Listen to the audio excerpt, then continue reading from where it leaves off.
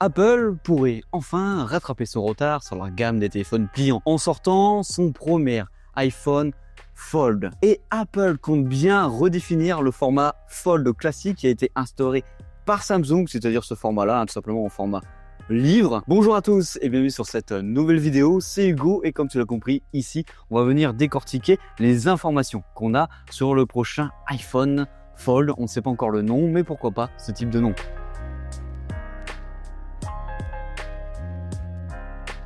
Alors, on va attaquer dans le vif du sujet directement. Sa date de sortie, sachant qu'on n'a rien d'officiel actuellement. Et Apple a souvent pour habitude de décaler ou de redécaler les potentielles sorties de ses produits. Donc, il est difficile de prévoir réellement une date de sortie. Mais si on en suit les derniers rapports, ça devrait être normalement pour 2026. La cible d'Apple, c'est 2026, voire premier semestre 2027. Mais l'option la plus probable, c'est en même temps que les iPhone 18 pendant la keynote de septembre pour avoir un achat du produit quelques semaines après comme ils le font habituellement vers octobre, novembre avec une petite quantité de disponible au départ. Parce que oui, le prix du produit il est énorme et ça m'étonnerait qu'il y ait énormément de personnes qui se foncent dessus. Parce qu'au niveau du prix, l'hypothèse la plus optimiste, ce serait autour de 1099 $ pour le prix de lancement de ce produit. Après, bien sûr, tu as toutes les autres déclinaisons. Ce serait un prix où Apple s'alignerait sur les prix de Samsung. L'hypothèse la plus réaliste, c'est que le produit tournerait autour des 2100 à 2500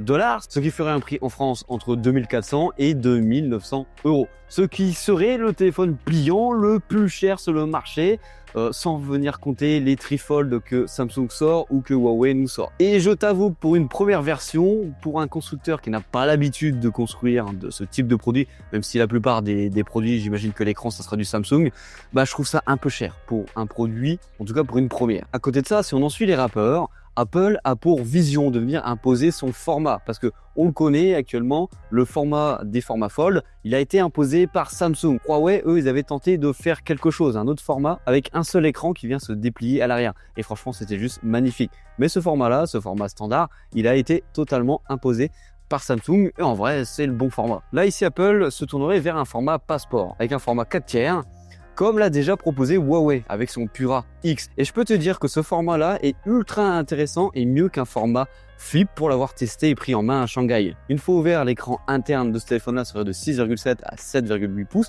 donc qui adopterait un ratio 4 tiers. Et dit comme ça, tu pourrais te dire, ouais Hugo, c'est proche en vrai d'un format d'un iPad. Et tu as tout à fait raison là-dessus. Ce qui permettrait à Apple d'afficher ses applications au bon format et au format qu'ils connaissent déjà. Donc pas besoin de venir bidouiller ou d'améliorer ces applications.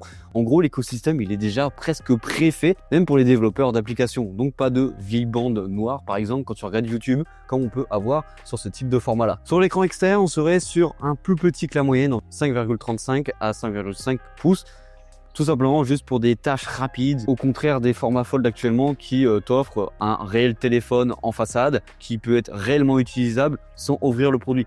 Peut-être que ce type de format que Apple veut nous introduire t'obligera à pratiquement ouvrir tout le temps le téléphone si tu as envie d'aller dessus, hormis répondre à quelques trucs devant. On a aussi, d'après les rapports, une finesse qui devrait être ultra intéressante, surtout pour un premier produit d'Apple. Après, je t'avoue qu'il suffit de prendre les pièces déjà existantes chez les constructeurs. Une fois déplié, l'appareil aurait une finesse de 4,5 mm à 4,8 mm d'épaisseur. C'est la petite épaisseur qu'on a là. Franchement, c'est très bien. C'est presque au même niveau que le Huawei Mate X7 que j'ai entre les mains, si on regarde à vue de nez comme ça. Une fois plié, le téléphone, lui, il aurait une épaisseur de 9,5 mm à 10 mm. En gros, c'est quoi? C'est un iPhone 17 Pro Max avec une coque. Franchement, ça va pour un format de ce type. Au niveau de la charnière, on aurait une charnière en liquide métal. En gros, un usage d'alliage de métal amorphe. Et sur ce téléphone-là, avec une faute de place, on n'aurait pas de Face ID dessus, mais simplement une empreinte digitale, donc le Touch ID. Et franchement, moi, je kiffe l'empreinte digitale sur un téléphone. Surtout, par exemple, que ce sera sur le même type de format que celui-ci.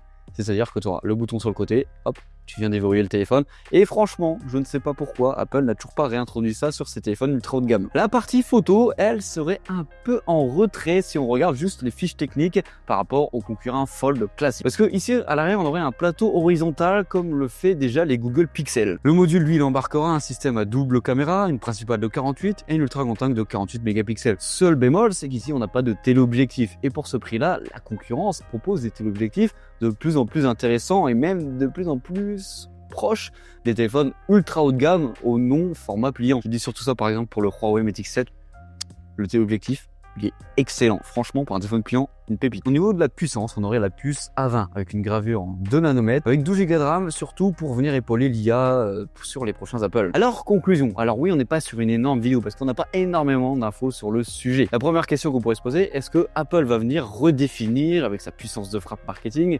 redéfinir les formats pliants? Alors, je vais te dire oui et non selon moi. Alors là, c'est mon avis perso. N'hésite pas à me le mettre en commentaire pour le tien. Donc voilà, on arrive sur la fin de cette vidéo. N'hésite pas à t'abonner et à liker comme d'habitude.